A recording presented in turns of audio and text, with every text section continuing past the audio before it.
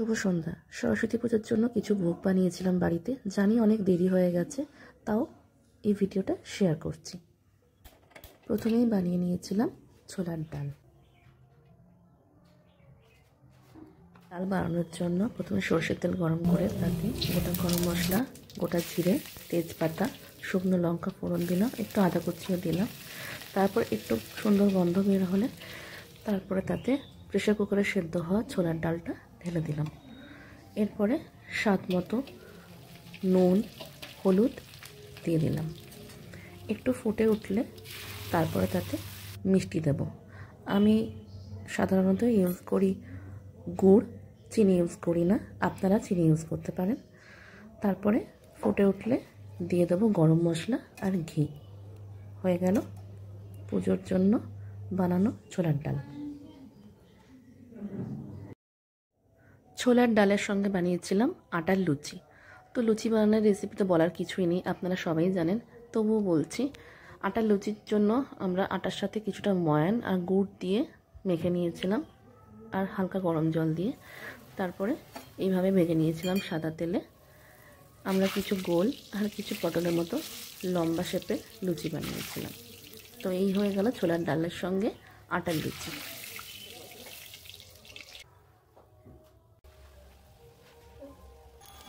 তারপরে বানিয়েছিলাম নলেন গুড় দিয়ে সিমুইয়ের পায়েস।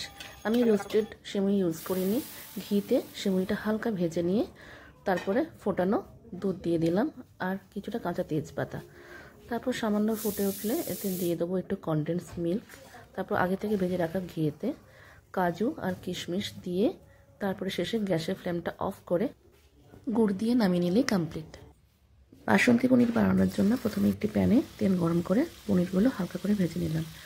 তারপরে সেই প্যানে গোটা গরম মশলা, একটু শুকনো জিরে দিয়ে নেড়ে চেড়ে সেখানে কাজু, চারমগজ, পোস্ত, কিশমিশ বাটা দিয়ে একটু নেড়ে দিয়ে দিলাম টমেটো আর কাঁচা লঙ্কা বাটা। তারপর সেটাও একটু নেড়ে চেড়ে দিয়ে দিলাম হলুদ, কাশ্মীরি লঙ্কার গুঁড়ো।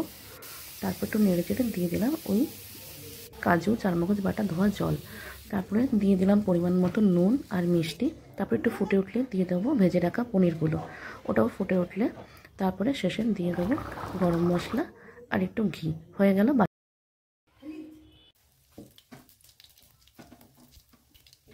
গোবিন্দভোগ চালে খিচুড়ি বানানোর জন্য প্রথমে কড়াইতে তেলের মধ্যে দিয়ে দিলাম জিরে আর শুকনো লঙ্কা। তারপরে আগে থেকে শুকনো খোলাতে ভেজে রাখা মুগ ডাল আর ভেজানো চাল দিয়ে একটু নেড়ে চেড়ে দিয়ে দেবো জল। ওটা ফুটে উঠলে দিয়ে দেবো আগে থেকে ভেজে রাখা ফুলকপি, মটরশুঁটি আর টমেটো কুচি।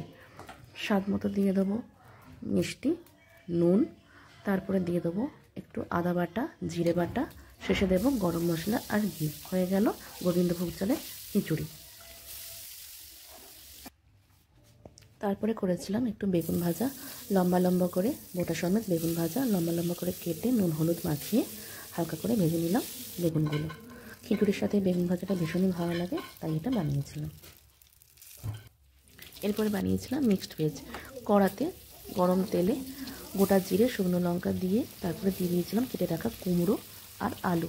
ওটাকে একটু লাল লাল করে ভেজে তারপরে ওর মধ্যে দিয়ে দিয়েছিলাম কুচনো বাঁধাকপি।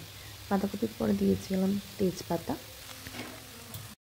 এরপরে দিয়েছিলাম নুন, হলুদ, কেটে রাখা টমেটো। তারপরে চাপা দিয়ে কিছুটা সেদ্ধ হয়ে গেলে তো দিলাম ভেজে রাখা ফুলকপি, মটরশুঁটি।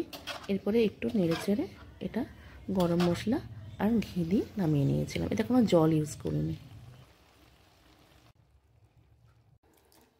এরপরে বানালাম ভেজ পোলাও। হাঁড়িতে গরম জল ফুটে উঠলে তাতে দিয়ে দিলাম আগে থেকে ভেজিয়ে রাখা বাসমতি চাল।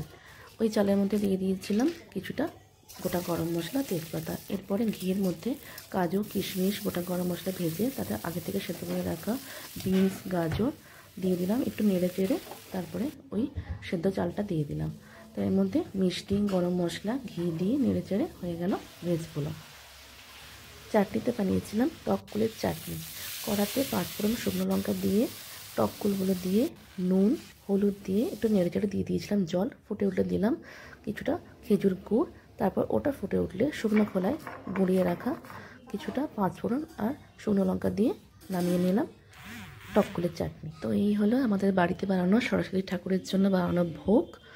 ভিডিওটা অনেক দেরিতেই ছাড়লাম, জানি সরস্বতী পুজো অনেকদিন আগেই হয়ে গেছে, তাও শেয়ার করলাম তোমাদের সাথে।